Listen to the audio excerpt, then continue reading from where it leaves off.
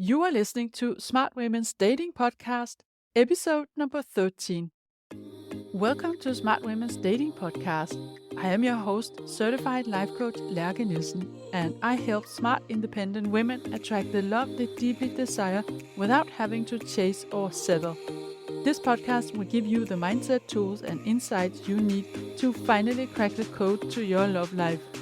Are you ready? Then let's go!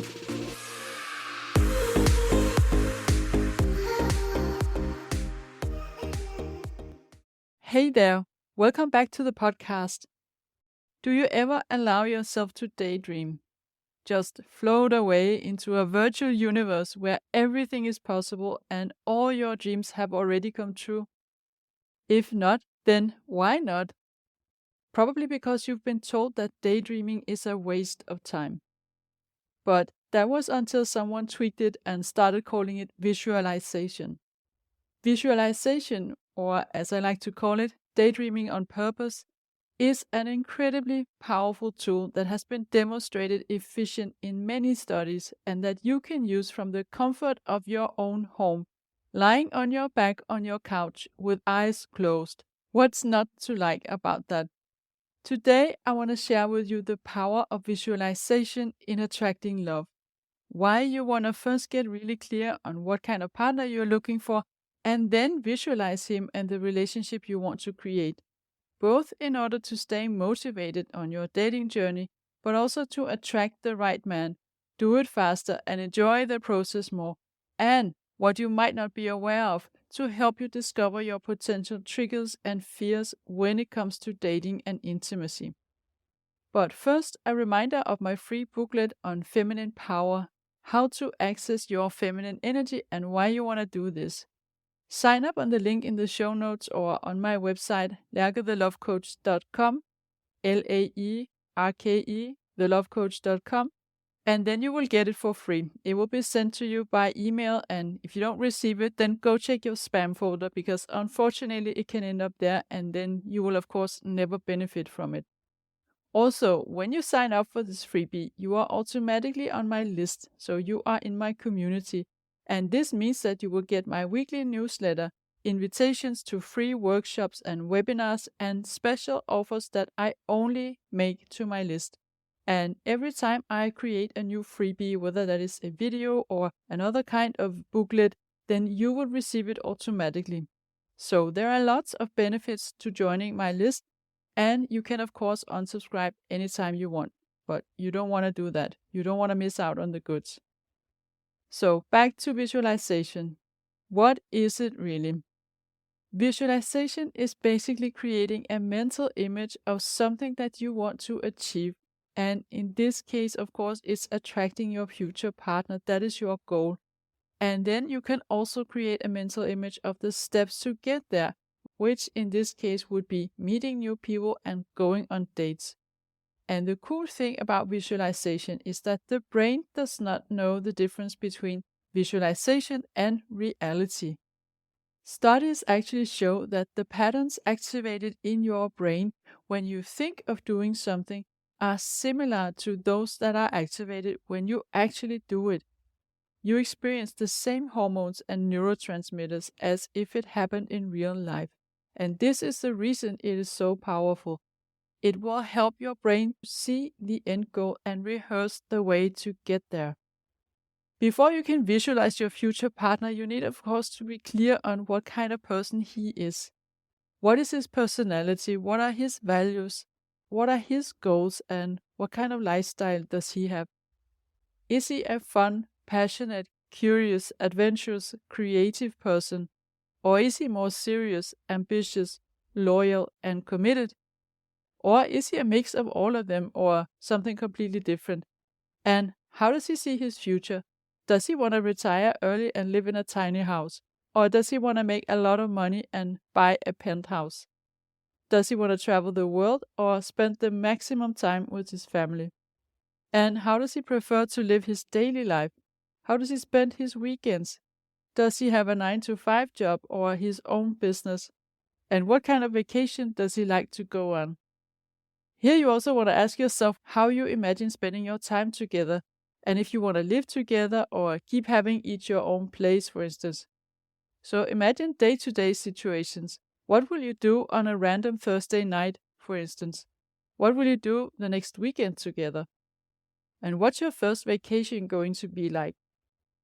And now you might think, isn't it a bad idea to sort of make a list with a lot of details and then get too attached to wanting this specific kind of person and not open to anyone else?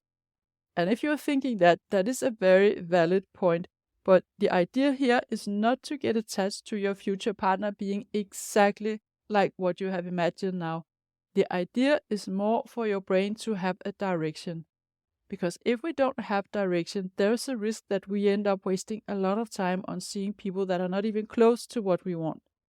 And this is where you just let things happen by random chance, like getting lost instead of using a GPS to guide you. Imagine, for instance, you're going grocery shopping and you don't have a list of what you want to buy. You haven't even thought about what you need or what you want. So you go inside the supermarket and you basically just start from one end and work your way through. And for each item you look at, you have to decide, do I want it or not? Now this takes time. Whereas if you have a list, you go straight to the shelves where they store the things that you want to buy. Now, will you leave the supermarket with exactly what's on your list? Most likely not. Most likely they were out of stock with something and you had to choose between something more expensive or a different quality or make other kind of compromise or maybe even choose not to buy the thing. But in the end, you will leave with approximately what you wanted and maybe you got something extra on the way. And you did it much faster than without the list. So if you listen to episode number 11 of this podcast, you'll hear the story of Beth, who is a client of mine. And in the past, she spent a lot of time on dating without meeting the one because she just wasn't clear on what she was looking for. And not before she had a vision of the kind of man she wanted in her life, she could start saying no to everyone who wasn't aligned with that. And this is one of the absolute most important skills in finding your dream partner. Knowing what you want and saying no to everyone who is obviously not aligned with that. So now that you have created a mental image of the man you want to attract, you can visualize this person and your daily life together. And when we talk about visualization in general, there's two different approaches. You can visualize the end goal or the outcome, or you can visualize the steps that you will have to take to get there. So when you visualize your future partner and your relationship together, it's of course the end goal that you focus on. It's the outcome that you visualize. But you can also visualize the steps to go there by, for instance, imagining yourself on a date. Now, as I explained before, visualization consists of creating a mental image, but it's not enough just to see the image for your inner eye. You have to immerse yourself into the feelings of being in that scenario. So when you visualize your future partner, you want to imagine the person he is and try to feel his presence and his energy. And then try to imagine, how does it feel like to be standing next to him? What does it feel like to have him close to you and know that he wants to be close to you? What does it feel like when you imagine the two of you making future plans together or being on a vacation and sitting somewhere where you can enjoy a fantastic view over the mountains or the sea?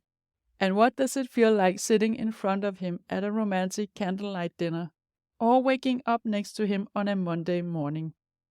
You want to try to really immerse yourself into those different scenarios and feel what it feels like. So when you visualize the end goal, your future partner and the life that you want to have together with him, it has several different benefits, and I have come up with 5 benefits, and there might be more, but here I'm just going to list the 5 for you. And the first one is that when you imagine him and his kind of personality, you kind of set the GPS of your brain with a clear vision of what you're looking for. When you visualize, you instruct the reticular activating system, which is the system that filters information in your brain. You tell this system to specifically look for this kind of person. And this is the same principle that I talked about in episode 9 about man mindset. So if you want to know more about what is the reticular activating system and how does that work, then go back and listen to that. So this means that it's going to be easier for you to notice when you meet someone who has or could have the personality traits that you're looking for. Your subconscious is simply working for you in scanning the environment for someone who could be your person. And in other words, this means that it can shorten the time for you to meet your person and help you meet the right one. So that was the first benefit. The second one is that when you immerse yourself into the feelings of having found him, being in a relationship with him, you become an energetic match for him. Now, what the heck does that mean? An energetic match? I will explain by giving you an example of the opposite. Imagine you sit down and decide to spend 15 minutes thinking really intensely about all the bad dates you had and the not very charming online dating profiles you have seen. So just remember all the worst of them and think of how the guys looked and what they said. They're low effort messages to you, very short messages in the apps, or how they ask you for a sexy picture before even knowing your name or have met you, how they ask for your phone number and if they could come over tonight and so on. You know the type. See these guys and feel the energy for a moment. Now, how do you feel? I know how I would feel. Closed off, skeptical, distrustful, disgusted, offended, provoked, triggered, annoyed, frustrated, and maybe even hopeless. So do you think that you will be able to attract the man of your dreams when you have these feelings in your body? Now try to take 15 minutes to think of the man that you are looking for, how you see him in the app, or you meet him at a social event, and how it feels like to be on a date with him, what he says and does, the compliments he gives you, and how you feel when you go home after the date and he sends you a sweet message and later invites you out again. What are some feelings you experience when you think of that? Is it something like excited, loving, affectionate, optimistic, open, warm, curious, playful, adventurous, and grateful? Now, having these emotions fill up your body, how do you think that affects your energy? And how do you think it changes your ability to attract the right man? Again, the brain cannot see the difference between reality and visualization, so you will experience the same hormones and neurotransmitters as if you had this experience for real. You are becoming the woman who has already attracted love. And this means that when you meet him, chances of actually matching him are much higher. So the third benefit is that when you are able to access the feelings of your goal, you will be more committed to get there and you will get there faster. Your brain knows what it feels like and it wants to feel it again. Basically, everything we do is because of how we believe it's going to make us feel. It will be easier to take actions towards your goal when you, through visualization, have already experienced the feelings of achieving it. So this helps you stay on the track. The fourth benefit is that because your brain doesn't see the difference between visualization and reality, you strengthen your belief that it's possible to meet the right man. Your brain gets used to meeting him on a regular basis in your visualization universe. And although, of course, you have the ability to reflect and you know with your rational mind that it was a visualization, on a subconscious level, your brain starts to grow this belief that is possible. And this also helps you stay committed, stay on the track, regardless of how many bad experiences you have. Now, the fifth benefit is that you will, when you visualize your future partner and relationship, you will start making space for him emotionally. Your brain gets used to the thought of having another person take up space and time in your life and starts to create an image of what that might look like.